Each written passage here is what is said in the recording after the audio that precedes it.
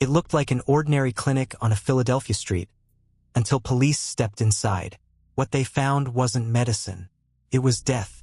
Jars of baby feet, bags of frozen bodies, and one doctor who had gotten away with it for decades. It was a bitter February night in Philadelphia, the kind of night where the cold air bites your lungs and the streets seem emptier than they should. Outside a squat, nondescript building at 38th and Lancaster, headlights cut across the cracked sidewalk. Unmarked cars idled quietly, their engines humming low. The team had been waiting.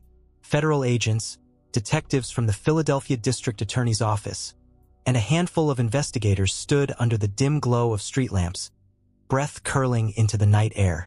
They weren't here for a drug bust in some back alley or a violent fugitive. They were here for a doctor. When Kermit Gosnell finally arrived, it was almost 8:30 p.m. He moved slowly, keys jingling at his side, unaware that the next few minutes would upend the life he had built over decades. The doors opened, and the raid began. What greeted the search team was worse than anything they had prepared for. Agents would later search for the right words to describe it. Filthy, deplorable. The worst I've ever seen.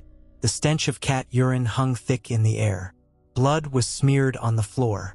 A flea-bitten cat darted down a hallway, weaving past women who sat half-conscious in stained recliners, blankets pulled over their laps. Some of the women moaned softly, the kind of sound that made the hair stand on the back of your neck. They were all in varying stages of sedation, none of them able to say exactly what had been done to them or what was still happening inside their bodies. In the operating rooms, if you could call them that, instruments lay caked with rust.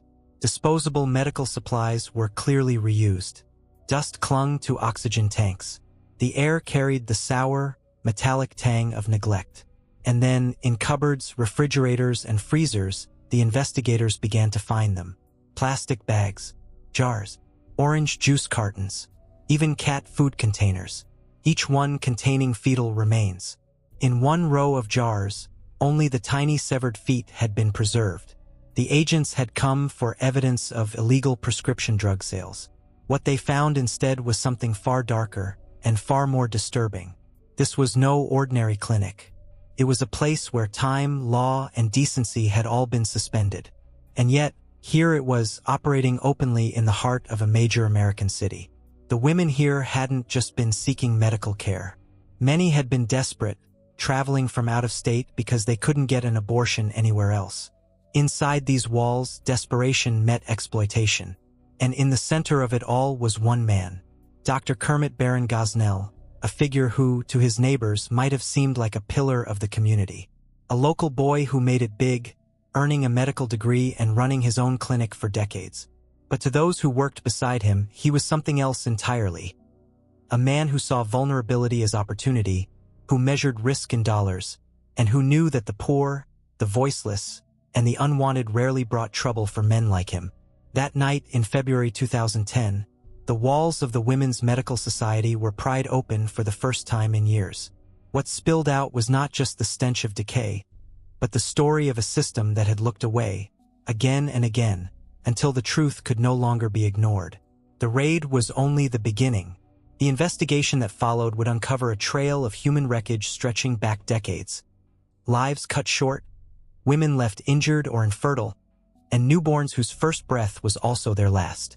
But to understand how this clinic had survived so long in plain sight, we have to step back.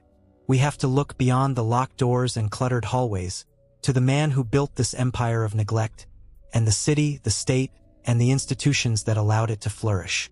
Because the story of Kermit Gosnell is not just the story of one man's crimes. It is the story of silence, and the cost of looking away. Long before the February raid, before the headlines and the mugshot, Kermit Gosnell was known in West Philadelphia as one of their own.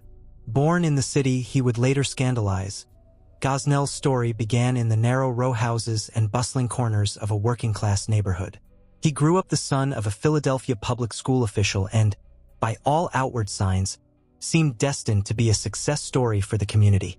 In interviews over the years, Gosnell would speak warmly of his upbringing, the importance of education, the pride of his neighborhood, the sense that he owed something back to the place that had shaped him. When he earned his medical degree in the 1960s, it was a source of local pride. Here was a young black man from the neighborhood, trained in medicine, returning home not to seek fortune elsewhere but to open his doors to the people who had watched him grow up. The name he chose for his clinic gave the right impression: the Women's Medical Society. It sounded official, respectable, safe. The kind of place you might expect to see in a clean brick building with polished floors and neatly dressed staff. And for decades, that's exactly the image Gosnell projected. His clinic sat on the corner of 38th and Lancaster Avenue, a location that saw steady foot traffic. It wasn't glamorous, just another aging Philadelphia building. But for many in the neighborhood, it was familiar. Gosnell himself had a grandfatherly presence. Soft-spoken, polite in public, quick with a smile that suggested he was both capable and trustworthy. But behind that calm exterior, the clinic's inner workings told a different story. By day, it served as a prescription mill. Patients, and often people posing as patients, would leave with bottles of pills, particularly OxyContin and other controlled substances. This alone brought in hundreds of thousands of dollars a year. By night, the clinic shifted into something far more controversial: an abortion practice that catered to women who had nowhere else to go, many of them well past the legal limit for the procedure in Pennsylvania. In the early years, Gosnell operated in a legal gray zone, meeting minimum state requirements, keeping inspections just satisfied enough to avoid trouble. But over time, his standards eroded. In the 1990s, inspections from the Pennsylvania Department of Health stopped altogether, part of a deliberate shift in policy aimed at reducing barriers for women seeking abortions. It was a decision rooted in political calculation, but for Gosnell, it was an open invitation. Without oversight, there was no one to call out the blood-stained blankets, the reused instruments, the padlocked emergency exits. And yet, the clinic stayed busy. For poor women, especially women of color, the Women's Medical Society was often the only place they could afford. For those seeking abortions late in pregnancy, it was one of the only places in the region, and sometimes in the country, that would say yes without hesitation as long as the price was right. In West Philadelphia, this made Gosnell both a resource and a rumor. There were whispers about his shortcuts, about the strange smells from the building, about women leaving in pain. But for every horror story, there was another woman who walked away believing he had helped her, or at least given her the only option she thought she had. What no one saw or no one wanted to see was how Gosnell's clinic blurred the line between medical practice and assembly line. He was the only licensed doctor on staff, yet he spent most of the day elsewhere, leaving patients in the hands of untrained assistants. He taught them to perform ultrasounds, to insert medication, even to induce labor, tasks far beyond their qualifications. These assistants were often young, unlicensed, and loyal, either too trusting or too dependent on their paychecks to question what they were asked to do. For some, it was their first exposure to any kind of medical work. For others, it was simply a job they couldn't afford to lose. The business model was as cold as it was effective. Keep expenses low, see as many patients as possible, and avoid the kind of paper trail that could draw scrutiny. In this environment, dangerous habits became routine. Sedatives were given in preset doses, with no adjustment for the patient's weight or medical history. Instruments were rarely sterilized between uses. And when things went wrong, as they inevitably did, patients were often sent home with infections, internal injuries, or worse. From the outside, the clinic's survival seemed like a matter of resilience. From the inside, it was clear. It survived because no one was watching. Over the years, complaints did reach state agencies. Women turned up in hospitals with severe complications. Attorneys called on behalf of injured clients. Even a medical examiner reported that Gosnell had performed an abortion on a 14-year-old who was 30 weeks pregnant. But the response was always the same: a polite acknowledgement followed by silence. And so, brick by brick, negligence became protection. Protection became opportunity. And opportunity became an empire of neglect and violence that would go on for decades. In February 2010, that empire would finally face a reckoning. Not because of the women who were injured or the babies who died, but because Gosnell's other business, the prescription mill, had caught the attention of federal agents. They would come looking for drugs and find something far worse. But before that night, before the search warrants and the evidence bags, the Women's Medical Society was just another shadow in a city full of them. Easy to ignore until it could no longer be hidden. The sound inside the clinic that night was not what the agents expected. They had braced for shouts, confrontation, the kind of chaos that follows most raids. Instead, it was quieter. The only voices came from the investigators themselves, low and focused. The rest was a mix of muffled groans, the faint rattle of equipment, and the distant yowl of a cat somewhere in the building. They split into teams.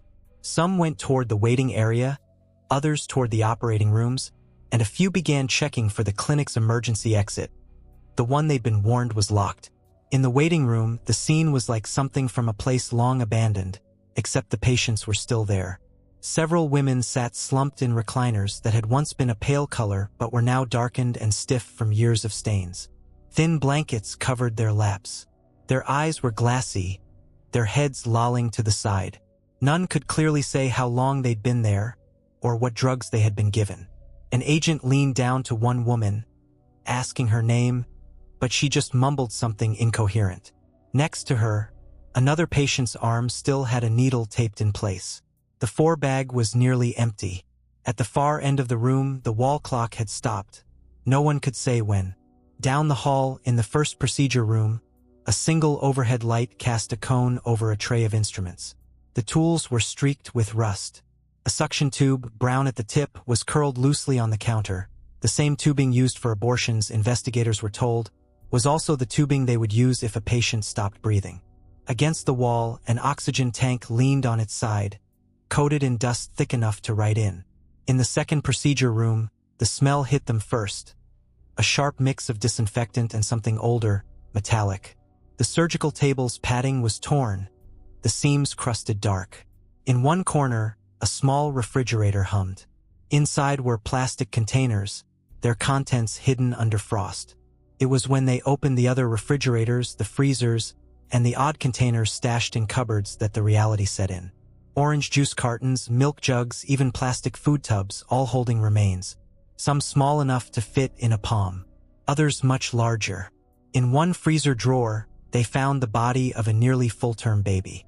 On a shelf nearby, lined up like grim trophies, were jars containing only the severed feet of fetuses. No one in the room spoke for a moment.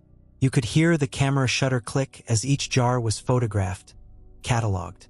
The agents weren't just documenting evidence now, they were bearing witness. Upstairs, they found records or what passed for records here.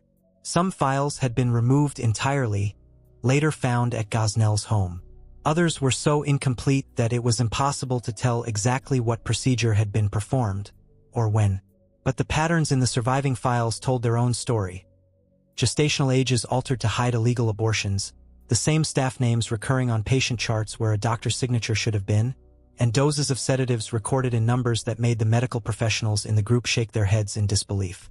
Everywhere they looked, the signs were the same. This was not an accident. It was a system, a method, a business model built on cutting corners so deep they crossed into lawlessness. Later, when investigators began interviewing former patients, the details filled in. One young woman recalled being told she would be put to sleep for her procedure, but instead found herself conscious, gripped by intense cramping as staff members pressed on her abdomen. Another described giving birth into a toilet, then being told to sit still and wait for the doctor to arrive. For hours. Others remembered the strange hierarchy of care. White women from the suburbs were attended more carefully, given slower doses, and watched more closely. Poor women, immigrants, those who didn't speak English fluently, they were left in recliners, heavily drugged, sometimes alone. And in nearly every account, one phrase recurred when describing the moment of delivery for late-term pregnancies. Snipping. That was the word staff used when a live baby emerged, breathing, moving, and the spinal cord was cut. By the time the team finished their sweep that night, they had collected enough evidence to shut the clinic down immediately. But even then, standing in that dim, foul-smelling building, they knew the story was bigger than just one doctor. Somewhere between the rusted instruments, the locked exit doors, and the jars of severed feet, a question kept pressing in. How had this place stayed open for decades? The answer would come later, in files, in testimony, in a paper trail of complaints ignored by people who should have acted. But in that moment, as the last of the patients were taken out on stretchers, the scale of the horror was just beginning to unfold. And for those who had walked these halls night after night, year after year, it had all been business as usual. When the raid was over, and the evidence began making its way into evidence lockers and refrigerated trucks, the public narrative was still forming. In the early hours, it was framed as a case of illegal prescription sales, serious but routine. Only those who had stepped inside the Women's Medical Society understood that this was something else entirely. The Philadelphia District Attorney's Office began pulling old records.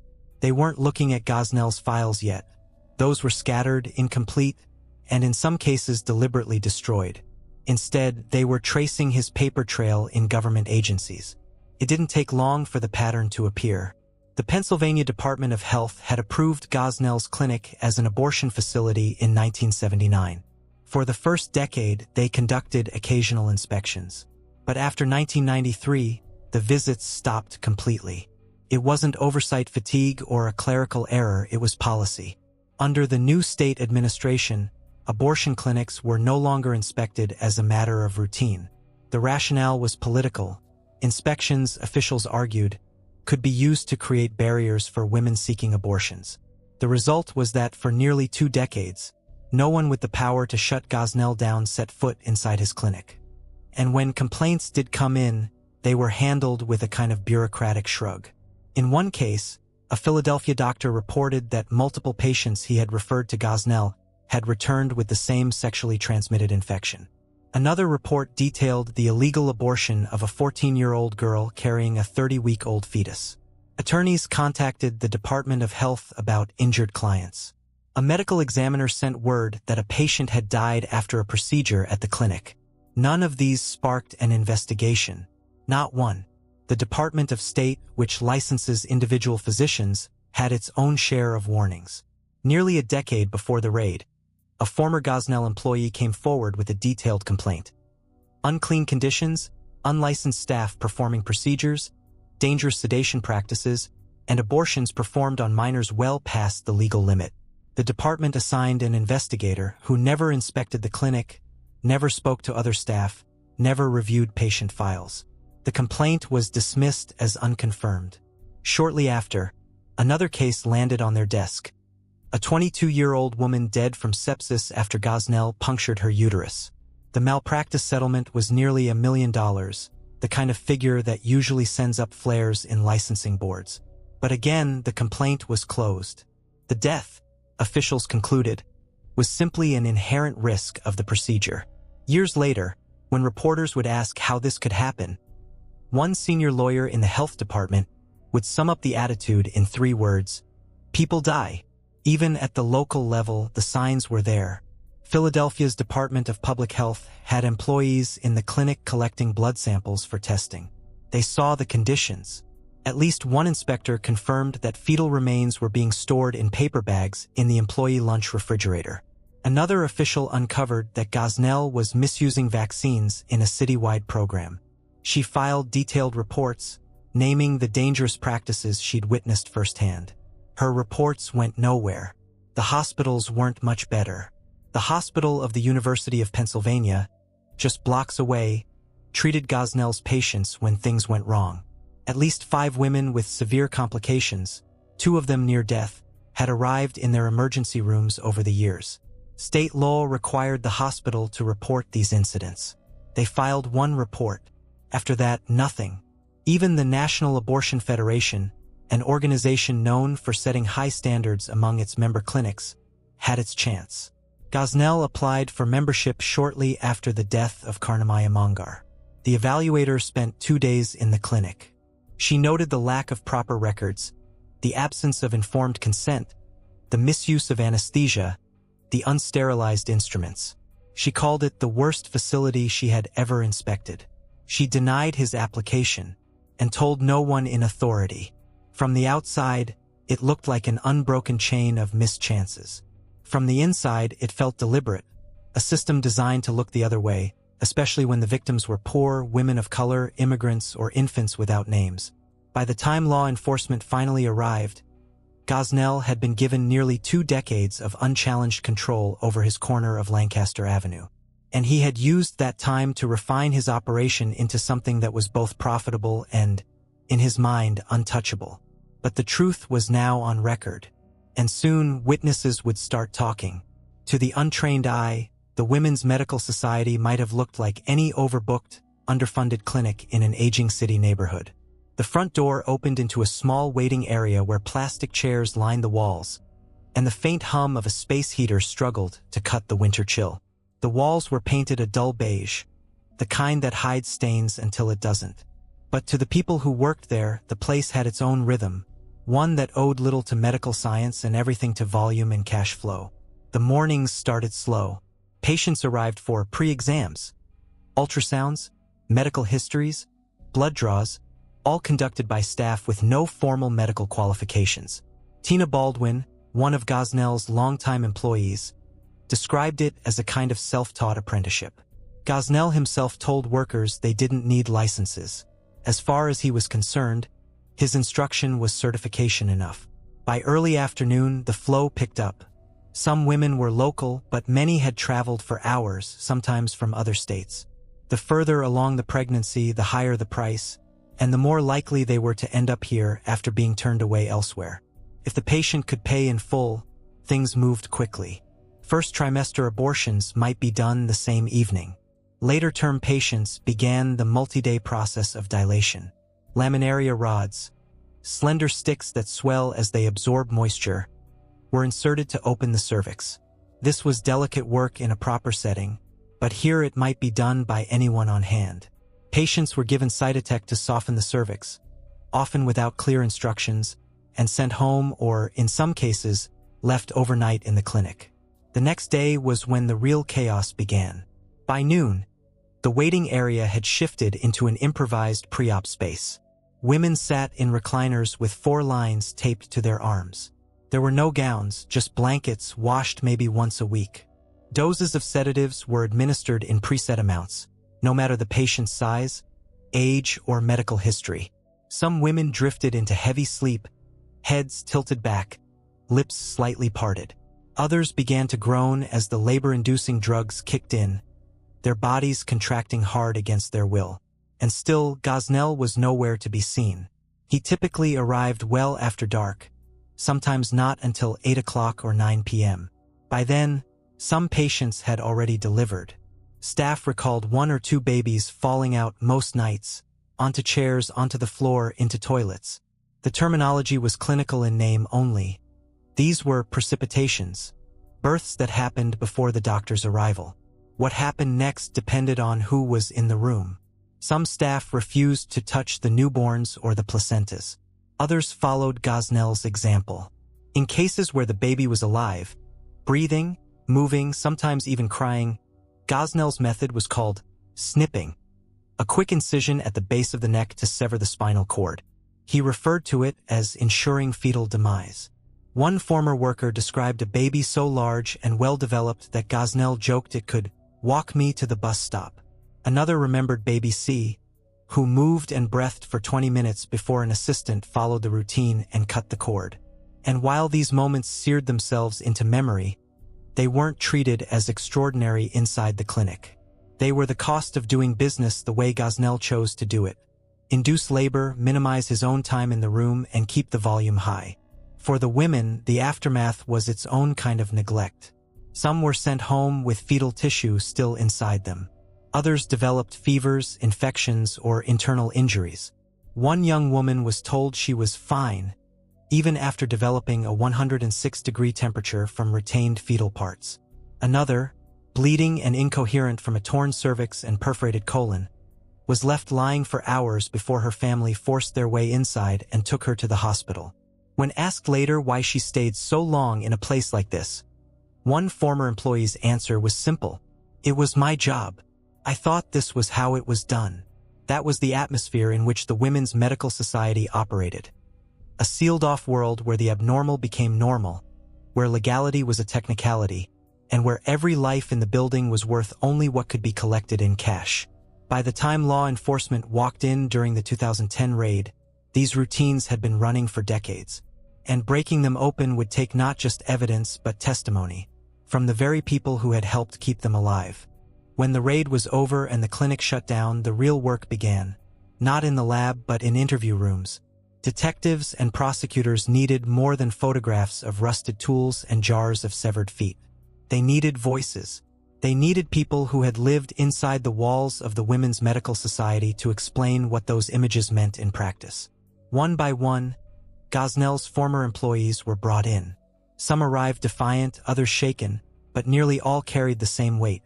Years of seeing things they had either accepted or learned to ignore. Linda Williams, one of the unlicensed workers, described her duties without much hesitation. Inserting 4 lines, administering drugs, monitoring patients. She'd been told by Gosnell that this was just part of working here. And for years, she believed him.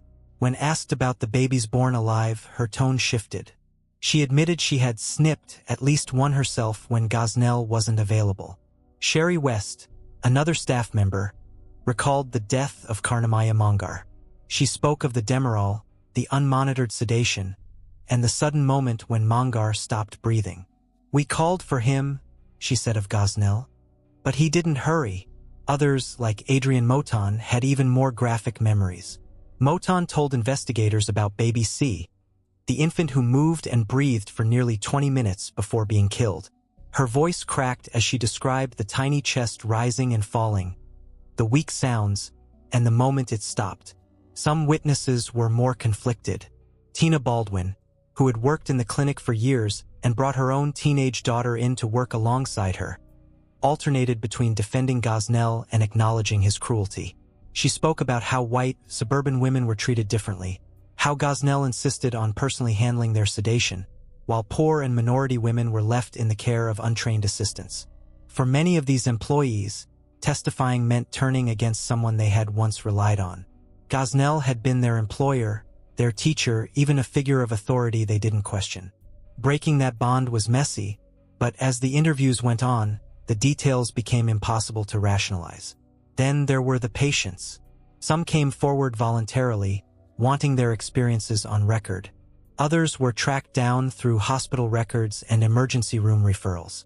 They told stories of procedures that began hours late, of being left alone in recliners with powerful sedatives running through their veins, of giving birth without warning and without medical care.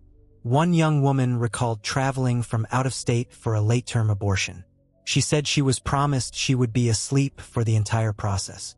Instead, she awoke mid-procedure, in searing pain, with staff pressing on her stomach. "I told them to stop," she said, "but they didn't." Another described the horror of delivering into a toilet and being told to sit still until the doctor arrived, for hours. "I didn't know if the baby was alive or dead," she told investigators. "Nobody said anything. They just left me there." Each account added depth to the photographs, turning cold evidence into a human narrative of negligence, exploitation, and death. And slowly, the prosecution began to see how to frame the case. Not as a political fight over abortion, but as a story of murder, fraud, and a complete disregard for the law. The witnesses also revealed something else. Gosnell's confidence that nothing would ever happen to him. He spoke openly to staff about how the state never inspected, how hospitals never reported complications, how complaints just disappear. He had been right for decades. But now, his own employees were describing his methods in sworn statements. The wall of silence had cracked. What the investigators didn't yet know was that Gosnell's defense would hinge on the very same system that had failed to stop him, and that the courtroom would become a place where medicine, morality, and law collided in ways no one could fully control. The story of Karnamaya Mongar doesn't begin in Philadelphia. It begins halfway around the world, in the rugged hills of Bhutan, where she lived as part of a refugee community for most of her life. She was a mother, a grandmother, and, at 41 years old, had endured years in a resettlement camp before finally coming to the United States.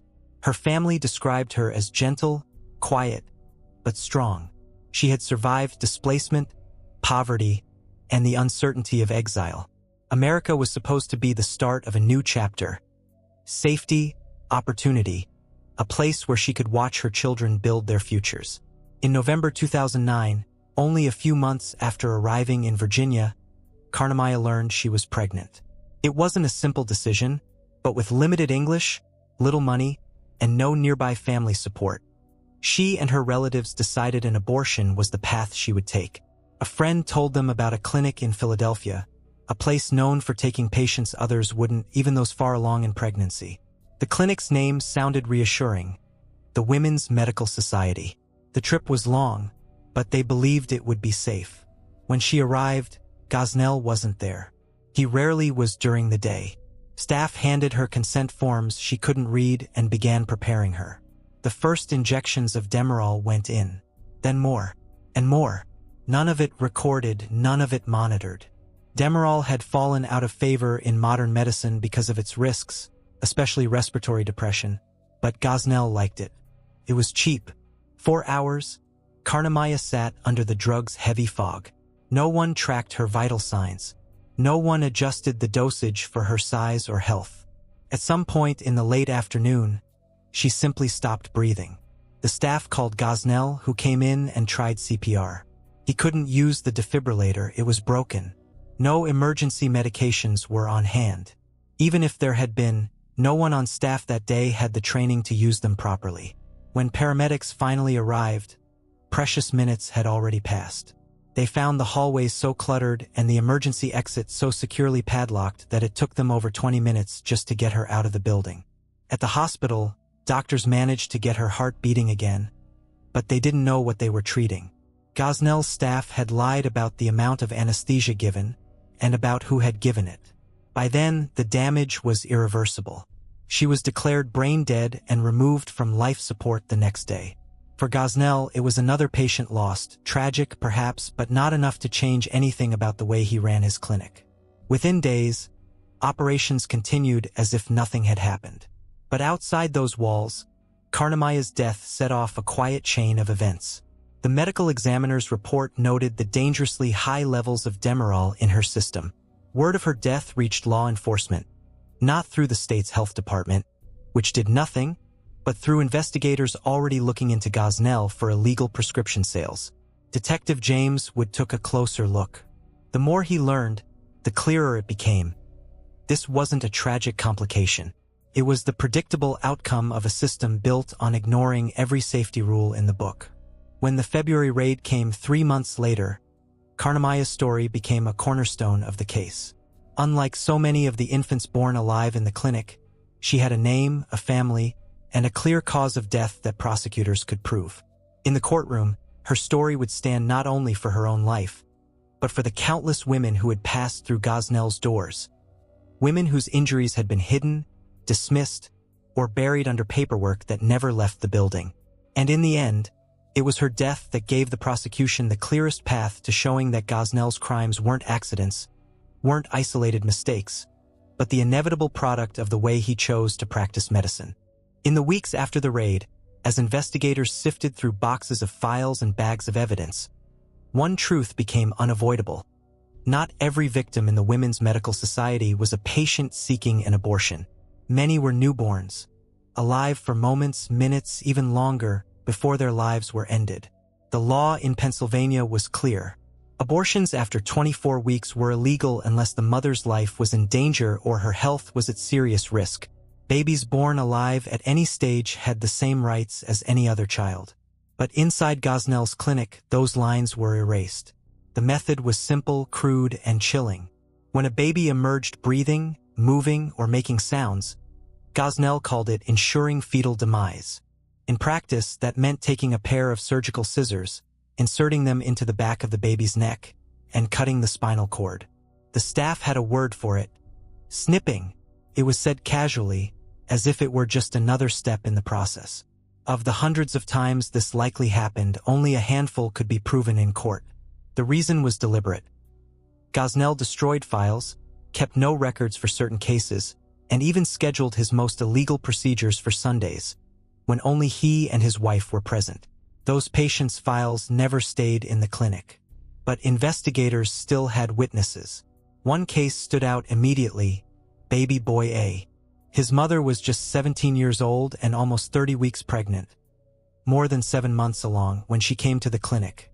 Labor was induced, and when the baby was delivered, staff estimated he weighed close to 6 pounds. He was alive, breathing, moving. Gosnell severed his spinal cord and, according to one witness, joked that the baby was so big he could walk me to the bus stop. His body was placed in a plastic shoebox. Then there was baby boy B. His remains were found frozen inside a 1-gallon spring water bottle. The medical examiner estimated his gestational age at least 28 weeks. The cause of death: spinal cord severance. Baby C was different. Witness Adrian Moton recalled how the infant was delivered alive, moving and breathing for almost 20 minutes before anyone acted. Gosnell wasn't in the room. When he arrived, Moton followed the procedure she had seen so many times. Scissors to the neck, a quick cut, and silence. And these were just the cases they could document. Staff spoke of countless others. Babies who moved, cried, or struggled in those first moments, only to be snipped and discarded. For Gosnell, it wasn't murder. It was business. The law, to him, was a set of obstacles that could be bent, skirted, or ignored. The babies were evidence of procedures done too late, and evidence was dangerous. Better to eliminate it quickly. But in the grand jury's report, the language was blunt. This case is about a doctor who killed babies and endangered women. What we mean is that he regularly and illegally delivered live, viable babies in the 3rd trimester of pregnancy, and then murdered these newborns by severing their spinal cords with scissors. In court, the prosecutors would not lean on statistics or policy debates. They would tell these stories by name: baby boy A, baby boy B, baby C, because each one represented a human life that could be described, measured, and proven to a jury. And as the details emerged, even seasoned investigators admitted the weight of it was hard to carry. They had seen violent crime before. They had seen murder. But this was different, not rage, not impulse, but a calculated, repeated act carried out in a place that called itself a medical clinic. The question for the jury would not be whether these things happened, the evidence was overwhelming, but whether they were willing to call it what it was: murder. By the time the case reached the courthouse, the evidence filled not just boxes, but entire rooms. Photographs from the raid, autopsy reports, testimony from former employees and patients, and the preserved remains of infants, silent witnesses that could not be cross-examined. For the prosecution, the path forward was clear. Strip away politics, avoid the polarizing language of abortion debates, and focus on the indisputable crimes. They would present Gosnell not as a political figure, but as a man who killed newborn babies and a patient, and who ran his clinic like a criminal enterprise. The lead prosecutor stood before the grand jury and the eventual trial jury with a simple message: this is not about the morality of abortion. This is about murder, fraud, and greed. They broke the charges into categories: first-degree murder for the killing of babies born alive, third-degree murder and drug delivery resulting in death for the killing of Karnamaya Mongar, multiple violations of the Abortion Control Act for performing illegal late-term abortions, conspiracy charges for running a corrupt organization with unlicensed staff, and a range of lesser counts: obstruction, tampering with records, theft by deception. To the prosecutors, the case wasn't complicated. The law in Pennsylvania was unambiguous. If a baby is born alive, you cannot kill it. If you knowingly give lethal drugs to a patient and cause their death, it's homicide. The horror lay not in the complexity of the law, but in the scale of the violations. The defense saw it differently. Jack McMahon, Gosnell's attorney, knew he couldn't erase the filth of the clinic from the jury's mind. The photos, the jars of feet, the blood-stained recliners. So he didn't try. Instead, he reframed them as symptoms of a small, overworked practice serving a poor community. Yes, the place was unsanitary. Yes, mistakes were made. But McMahon argued that this was not murder. It was medicine, performed in difficult circumstances, on patients other doctors refused to help. For the infants, he leaned into semantics. Movements after delivery, he argued, did not necessarily mean life in the medical sense. A twitch, a single reflex, wasn't proof of breathing or consciousness. The state, he claimed, was twisting routine procedures into criminal acts to make an example of his client. On the Death of Karnamaya Mongar, the defense pointed to the known risks of anesthesia and suggested that her reaction was unforeseeable. He reminded the jury that she had come voluntarily, and that complications happen even in the best hospitals. Underlying it all was a suggestion that the prosecution was politically motivated, that Gosnell, a black doctor serving poor and minority women, was being targeted by a system eager to find a villain in the abortion debate. The battle lines were drawn. The prosecution would walk the jury through the case one victim at a time, grounding each charge in physical evidence and first-hand testimony. The defense would try to plant doubt at every step, to turn the narrative from deliberate killing to tragic complication, from intentional fraud to bureaucratic misunderstanding. But there was a problem for the defense that couldn't be argued away. The witnesses weren't strangers or distant experts. They were Gosnell's own employees, people who had been loyal to him for years, some of whom had committed crimes alongside him. And now they were prepared to testify against him. The courtroom was never silent for long. Even before the jury filed in each morning, there was a low murmur. Reporters whispering in the back row, attorneys flipping through notes, the shuffle of papers and footsteps echoing off the walls. Kermit Gosnell sat at the defense table, his expression unreadable. His posture was relaxed, almost casual, as if he were attending a routine hearing rather than standing trial for multiple counts of murder. Occasionally, he would jot something down on a yellow legal pad or lean over to speak quietly to his attorney. The jury, 7 women and 5 men, settled into their seats, eyes scanning the room. Many had already seen the crime scene photographs during jury selection, but those were just images. What they were about to hear were the voices of the people who had lived those images. The prosecution opened deliberately, choosing to build the case step by step. Their first witnesses weren't doctors or medical experts, but former employees, the ones who had once been Gosnell's allies. Adrienne Moton was among the first to take the stand. She spoke softly, glancing at the floor more than at the jury. Her account of baby C, alive for nearly 20 minutes before being snipped, left the room heavy with silence. Some jurors shifted in their seats. Others avoided looking at her altogether. Next came Karima Cross, another former worker, who described the daily routines. The sedation schedules, the precipitations, the way babies would sometimes fall into toilets or onto floors before Gosnell arrived. She spoke about the jars of feet, how they were kept as if they were medical specimens, though no one could explain why. The prosecution didn't shy away from the most graphic details. They knew the power of plain, unembellished language. When they showed photographs from the raid, the blood-stained recliners, the filthy instruments, they let the images linger on the screen just long enough for the jury to absorb them. Then came the medical experts.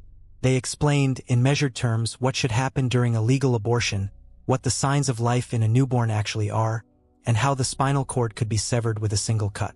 They made clear that movements and breathing after delivery were not ambiguous. They were evidence of life. The defense cross-examined carefully, trying to chip away at credibility. They pressed witnesses on inconsistencies, suggested memory lapses, and emphasized that many employees testifying had accepted plea deals in exchange for their cooperation. But each time, the witnesses returned to the same central truth. This was the way the clinic had operated, night after night, for years. In the gallery, the mood was tense. Seats filled each morning with a mix of reporters, law students, curious citizens, and advocates from both sides of the abortion debate.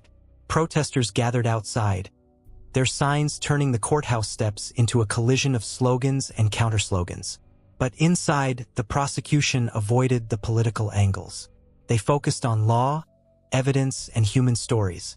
By the end of the trial's first week, the jury had heard about baby boy A, baby boy B, and baby C in detail. They had listened to descriptions of women left bleeding, unconscious, or in agony. They had seen the photographs, heard the clinical language of the experts, and felt the emotional weight of the witnesses' hesitation, guilt, and relief at finally speaking. And slowly, a picture was emerging, not of a chaotic, overwhelmed clinic doing its best, but of a deliberate system built on cutting corners, ignoring the law, and eliminating anything that could become evidence.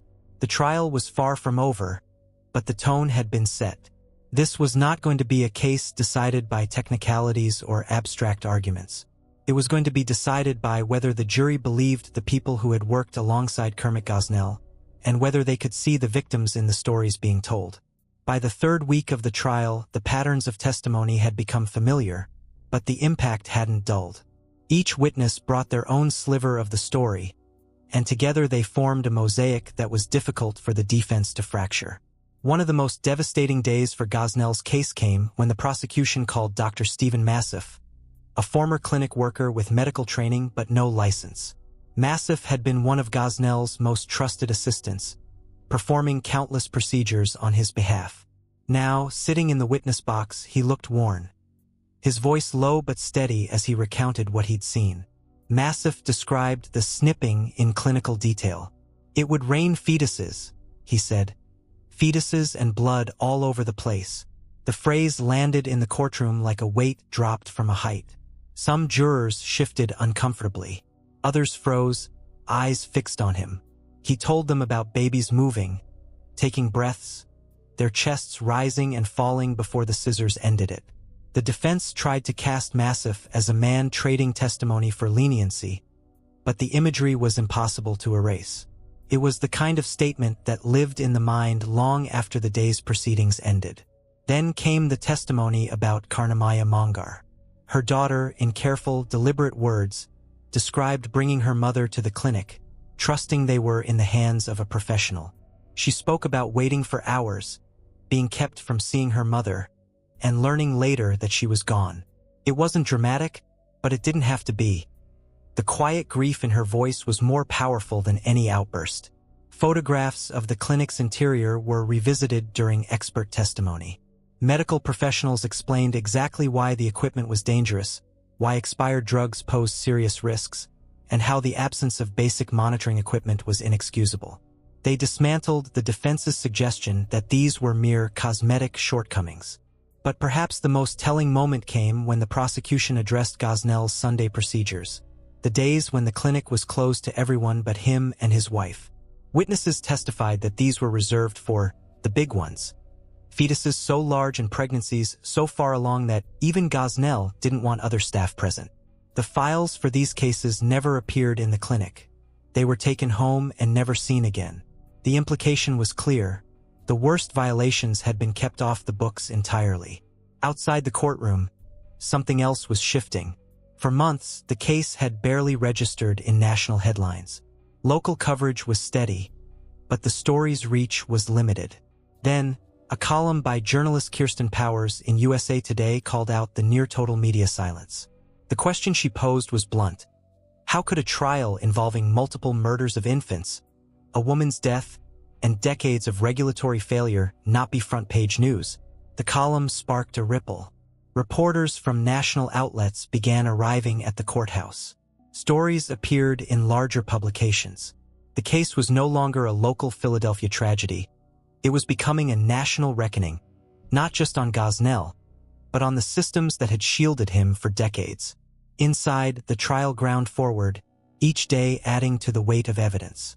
And though the defense continued to challenge witnesses, suggest alternate explanations, and point to political motivations, the prosecution strategy was working. Keep the jury's focus narrow, and let the facts speak louder than the arguments. The jurors had heard the law. They had seen the images.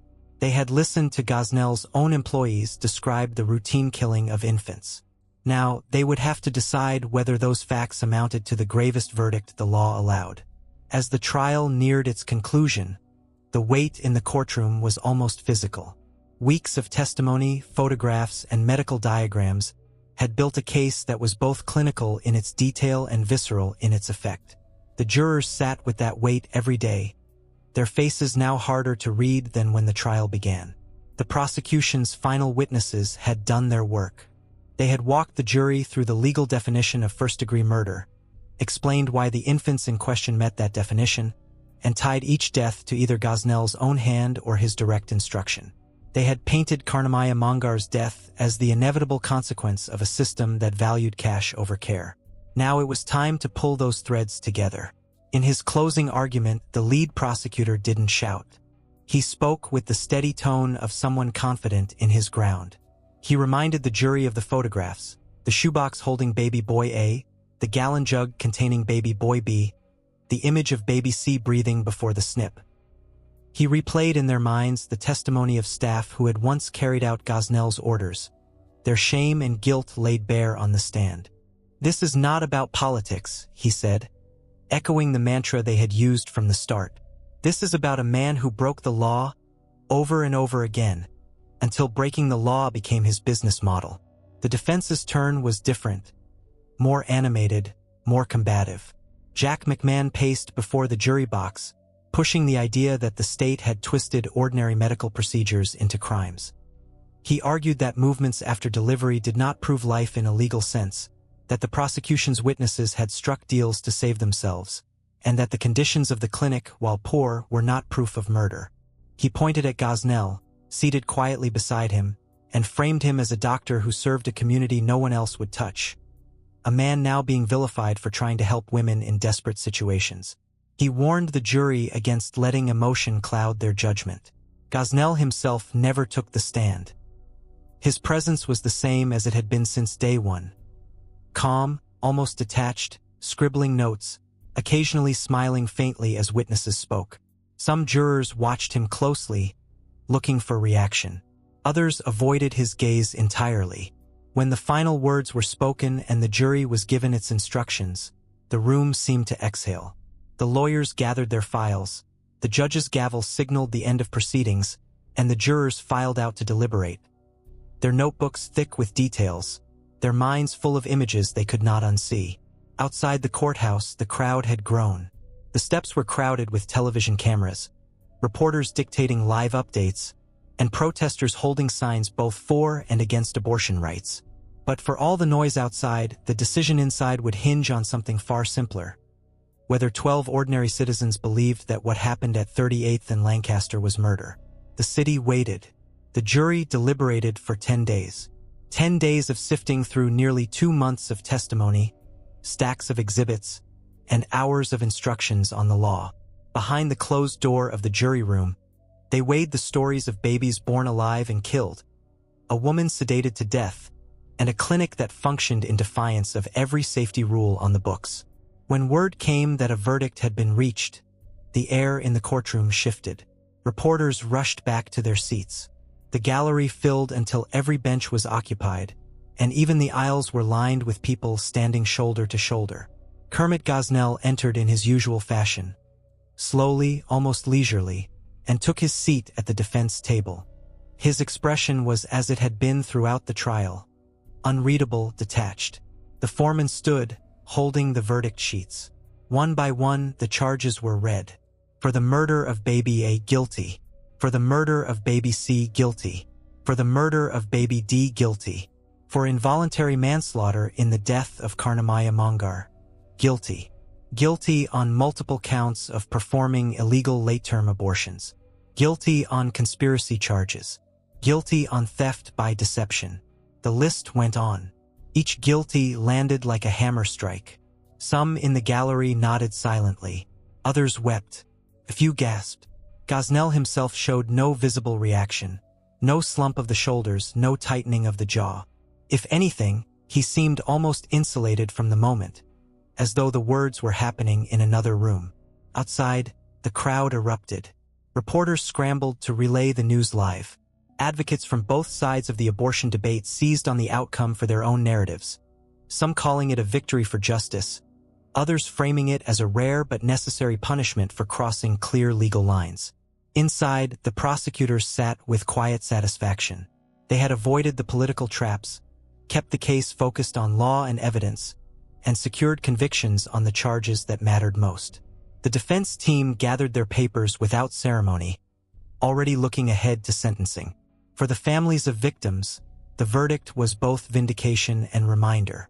Vindication that the deaths of their loved ones had not been ignored.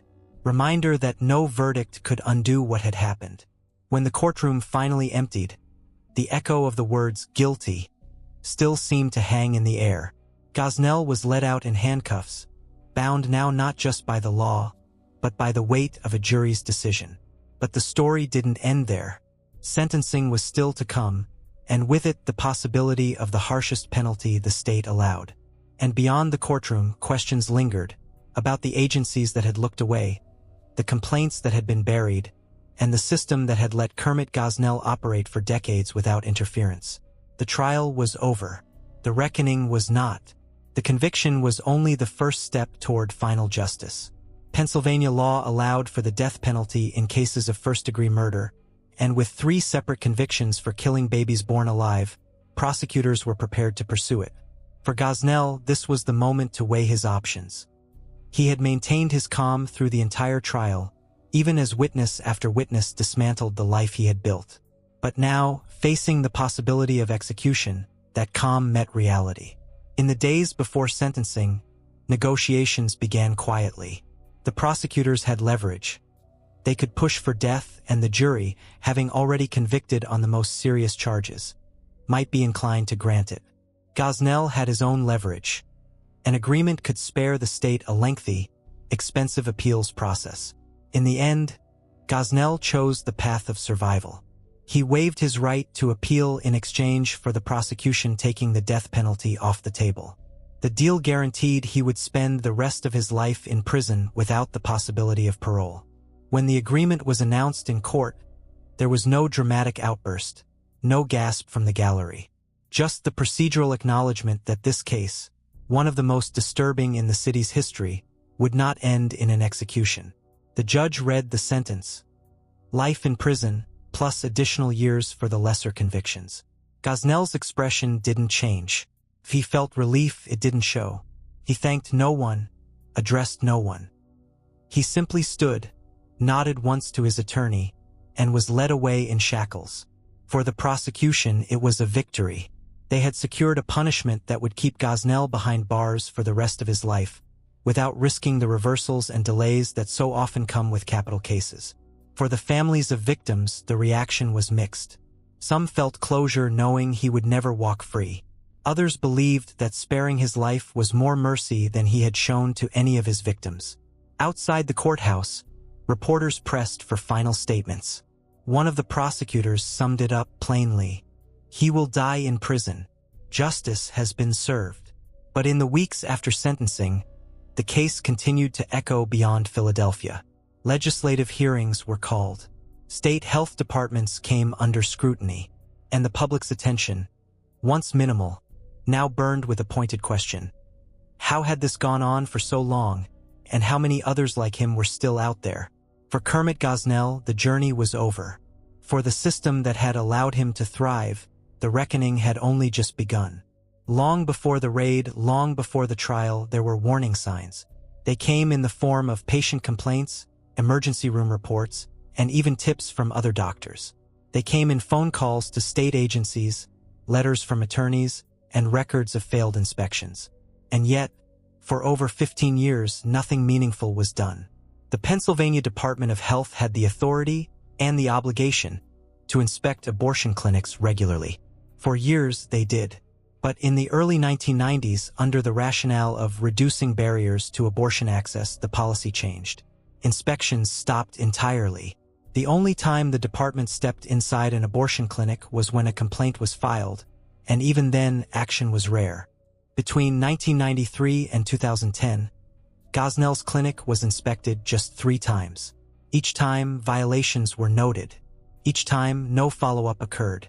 Some inspectors even admitted later that they were instructed not to conduct surprise visits, and to treat abortion clinics with a lighter regulatory touch than other medical facilities. There were other missed chances. Hospitals where Gosnell's patients were treated for complications didn't always report those cases to the state, even when the injuries were severe. One young woman nearly died from a botched procedure in 2002. The hospital filed no formal complaint. Another patient suffered a perforated uterus in 2004. Again, no report reached regulators. The State Board of Medicine also had opportunities to intervene. Gosnell's license had been temporarily suspended in the 1990s for questionable practices involving prescription drugs, but it was reinstated. Later, when multiple malpractice suits were filed against him, the board took no action. Even law enforcement missed early openings. In 2002, police investigated the overdose death of a 22-year-old woman linked to drugs prescribed by Gosnell. The case stalled. In 2009, federal agents probing illegal OxyContin sales learned his clinic was involved, but they were focused on drug trafficking, not medical violations. It took the death of Karnamaya Mongar and the discovery of frozen infant remains to finally bring all the threads together. The grand jury's report didn't just catalog Gosnell's crimes. It issued a scathing indictment of the agencies meant to protect patients. It accused them of turning a blind eye, of prioritizing politics and convenience over lives. And while officials promised reforms, new inspection protocols, mandatory reporting requirements, better coordination between health departments and law enforcement, the report left an uneasy question hanging in the air. If the system failed this completely once, what would stop it from happening again? For many, that was the darkest revelation of the Gosnell case. Not that one man could commit such acts, but that he could do so openly in a major American city for decades because the safeguards meant to stop him simply chose not to look. When the Gosnell trial began in March 2013, the gallery in the Philadelphia courtroom was not crowded with reporters. Local outlets covered it steadily: the Philadelphia Inquirer, local TV affiliates, a few regional radio stations. But outside the city, the story barely registered. This wasn't a lack of available information. The charges were public, the indictment detailed, the allegations horrifying. Yet national networks that typically swooped in on sensational murder trials were absent. There were no satellite trucks lined up outside the courthouse. No panels of legal analysts dissecting the day's testimony. The reasons given later varied. Some editors claimed it was a local crime story, not a national one. Others said they were wary of wading into the politics of abortion. A few admitted they simply didn't know about the case until weeks into the trial, an explanation critics found hard to believe, given the scope of the charges. It took one article to change that. In April 2013, columnist Kirsten Powers published a piece in USA Today titled, "We've Forgotten What Belongs on Page 1. She asked a blunt question. How could a trial involving the murder of babies born alive, the death of a patient, and decades of regulatory failure not be front-page news everywhere? Her words ignited a fire. Conservative and liberal commentators alike picked up the story, some genuinely outraged by the lack of coverage, others seizing it as evidence of bias in mainstream media. The accusation was clear. The press was avoiding the case because it was politically inconvenient. Within days, the national media descended. Networks sent crews. Cable news devoted segments. The courtroom, once sparsely attended by journalists, now buzzed with photographers, producers, and correspondents filing live updates. The sudden attention was a double-edged sword. On one hand, it brought the case, and the horrors of the Women's Medical Society, to millions who had never heard of Gosnell before. On the other, it sparked a meta-narrative that sometimes overshadowed the trial itself. Not what happened in that clinic, but why wasn't this covered sooner? Some argued that the initial silence was proof of political bias, that outlets avoided the story because it intersected with abortion in a way that might discomfort pro-choice audiences. Others countered that it was a symptom of broader media blind spots, where crimes against marginalized communities simply drew less attention. In truth, both arguments found some footing. Gosnell's patients were largely poor, many were women of color, and the clinic operated in a neighborhood far from the political and media hubs. Combine that with the volatile politics of abortion, and the case became an uncomfortable fit for the formulas that usually drive national coverage. By the time the verdict was read in May, the story was finally front-page news. But the delayed attention left an aftertaste. A sense that, had it not been for a single column calling out the silence, one of the most disturbing criminal cases in recent memory might have slipped quietly into history. When the verdict was announced, the courtroom heard it as the conclusion of a murder trial. But outside those walls, it instantly became something else, a political flashpoint. For pro-life advocates, the Gosnell case was proof of a deeper moral claim. That late-term abortion, whether legal or illegal, blurred into infanticide. They argued that Gosnell wasn't an outlier, but an extreme example of what they saw as an industry dehumanizing unborn children. Signs outside the courthouse declared, "This is abortion," and speakers used the case to push for tighter restrictions, shorter gestational limits, and the defunding of abortion providers. Pro-choice advocates faced a more complicated task. They condemned Gosnell's actions unequivocally, calling them murder, malpractice, and a betrayal of medical ethics. But they warned against using his crimes to discredit all abortion providers. Many pointed out that the very lack of oversight and access had driven vulnerable women into his clinic in the first place. In their telling, Gosnell thrived in the shadows, and tighter restrictions could create more shadows. The clash played out in press conferences, op-eds, and state legislatures. Some lawmakers cited the case to justify new regulations known as trap laws, targeted restrictions on abortion providers, requiring clinics to meet hospital-like standards or forcing doctors to have admitting privileges at nearby hospitals. Others argued those laws would not have stopped Gosnell, because he had already been operating illegally and outside existing rules. The political fight obscured a strange truth. Both sides agreed on more than they admitted. Neither pro-life nor pro-choice advocates defended Gosnell. Both acknowledged that the system had failed to detect or stop him, and both wanted to ensure no other clinic operated under such horrific conditions. But the path to that goal, more restrictions or more access, was where consensus collapsed. In the years following the trial, the name Kermit Gosnell became shorthand in political arguments. In debates, in campaign ads, even in congressional hearings, his case was invoked as a rhetorical weapon. Yet the deeper, systemic questions about regulatory neglect, racial and economic disparities in healthcare, and why desperate women ended up at his clinic in the first place, rarely drew the same attention. For the families of victims, the politicization was a double-edged sword. The attention kept the case in the public eye, but it also turned personal tragedy into talking points. Their grief was now part of a national shouting match, with little room for the quiet truth that what happened at 38th and Lancaster was both about and beyond politics. The trial had ended. The laws would change in some places, but the underlying tensions between access and regulation, between principle and practice, remained as unresolved as ever. Kermit Gosnell's new home was not a clinic on Lancaster Avenue, but a cell inside a Pennsylvania state prison. Life without parole meant exactly that. No possibility of freedom, no chance of practicing medicine again.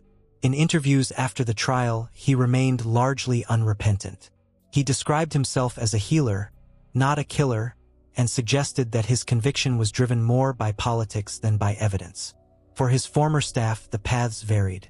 Adrienne Moton, who testified about snipping baby C, served time but received a reduced sentence in exchange for her cooperation. Karima Cross, whose testimony about the clinic's conditions was pivotal, avoided prison entirely but faced the lasting stigma of having worked there. Others, like unlicensed worker Linda Williams, received longer sentences for their direct roles in the crimes. Dr. Stephen Massif, the unlicensed medical school graduate who described the reign of fetuses, was sentenced to years in prison for his role. He expressed remorse during his sentencing, acknowledging the wrongs he had committed under Gosnell's direction. The families of victims moved forward as best they could. Some spoke publicly, participating in documentaries and news segments to ensure the case would not be forgotten. Others chose silence, unwilling to relive the trauma in front of cameras or strangers. Outside the justice system, the story took on a second life. The grand jury report became public record, downloaded and shared widely online. It was raw, detailed, and impossible to read without a visceral reaction. Journalists expanded on it in books, and in 2018, a feature film simply titled Gosnell dramatized the investigation and trial. The movie was embraced by some as an important retelling, dismissed by others as politically slanted, but it ensured that the name remained in public discourse. In political debates, Gosnell's crimes became a recurring touchstone, invoked whenever late-term abortion laws or clinic regulations were discussed. In legislative hearings, his name surfaced alongside the question, could another Gosnell still be out there? In Philadelphia, the building at 3801 Lancaster Avenue eventually sat empty, its windows dark. For years, it stood as a silent reminder of what had happened inside. Neighbors passed it with mixed feelings, anger, relief, and, for some, a lingering disbelief that the horrors inside had gone unnoticed for so long. For those who lived through the trial, whether as witnesses, investigators, or jurors, the memory was not something easily set aside. Some spoke of recurring images they couldn't erase, the crime scene photographs, the jars of baby feet, the testimony that still echoed years later. Time had moved forward. The people involved had scattered into different lives, some behind bars, some free but forever marked. But the Gosnell case had left an imprint too deep for any of them to truly leave behind. The Gosnell case did more than secure a conviction. It forced an uncomfortable mirror in front of the medical community, regulatory agencies, and the public.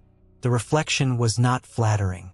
In Pennsylvania, the most immediate changes came in the form of legislation. Abortion clinics were now required to meet the same health and safety standards as outpatient surgical facilities. Regular, unannounced inspections became mandatory, and records of those inspections were made public. Hospital admitting privileges, once a political flashpoint, became part of the law, ensuring that doctors performing procedures could transfer patients quickly in emergencies. Critics argued that some of these measures were political overcorrections, designed less to protect patients than to shut down clinics entirely. But supporters countered that without strong oversight, another Gosnell could easily exploit the gaps. Beyond Pennsylvania, other states cited the case to push for tighter regulations with mixed results. In some places, laws were strengthened and inspection regimes became more rigorous. In others, proposals stalled in partisan deadlock, each side wary of ceding ground in the broader abortion debate. For law enforcement, the lesson was stark. Coordination matters. The Gosnell investigation had only happened because a drug trafficking probe accidentally crossed paths with his medical practice. In the aftermath, agencies began sharing information more proactively. Prescription monitoring programs were expanded, and communication between health departments, medical boards, and police was encouraged, if not mandated. Medical boards across the country reviewed their disciplinary processes. The fact that Gosnell had faced malpractice suits, patient complaints, and even temporary license suspension without permanent action was a flashing red light that too many had ignored. Some boards revised their protocols for following up on repeated complaints, especially those involving patient injury or death. But perhaps the deepest legacy was one of awareness. Before the trial, few outside West Philadelphia knew the name Kermit Gosnell. After it, his name became shorthand for regulatory failure and medical betrayal. The case entered law school curricula, public health discussions, and even journalism ethics debates about coverage bias. Still, the question lingered. Could it happen again? Even with stronger laws and more inspections, the systems that failed to stop Gosnell were made up of people, and people could still choose to look away. The case had shown, with devastating clarity, that laws on paper are useless if those enforcing them are unwilling to act. And it had proven that sometimes it takes the collision of two unrelated investigations, in this case a drug probe and a medical licensing oversight, to uncover what should have been stopped years earlier. For some, the reforms were enough to ensure safety. For others, the Gosnell case remained a warning that vigilance has no finish line. It began, for most of the world, on a cold February night in 2010. Detectives, federal agents, and crime scene technicians stood outside a nondescript brick building at 38th and Lancaster. They were there for drugs, the illegal OxyContin prescriptions flowing from Kermit Gosnell's clinic. But when they opened the door, the air hit them first. A mix of antiseptic, blood, and decay. It clung to the walls, to the furniture, to the people who stepped inside. They moved through the dimly lit waiting room, past the worn recliners where patients sat for hours after procedures, down the hallway, past exam rooms with blood-stained blankets and rusted instruments, and then into the storage area, where bags and bottles sat stacked in refrigerators and freezers, some labeled, some not. What they found there would redefine the case, and the man at its center. Frozen in jars, stored in milk cartons, wrapped in medical waste bags, the remains of infants, some so developed they could have lived outside the womb. In another room, rows of specimen jars containing tiny feet, preserved without clear purpose. What began as a drug raid became something much darker.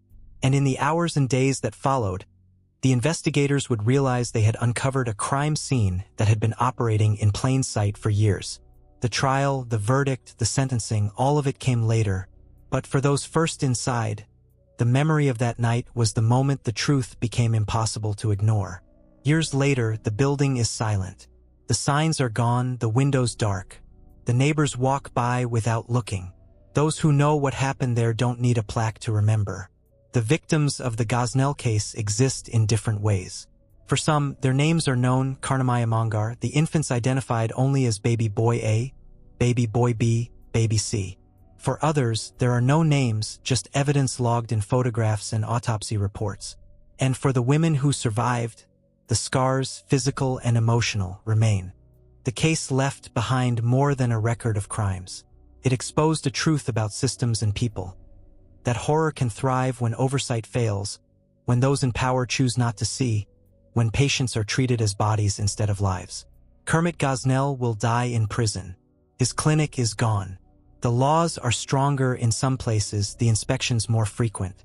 But the lesson of 38th and Lancaster is one that can't be locked away. That vigilance is fragile, and justice only works when someone insists on opening the door.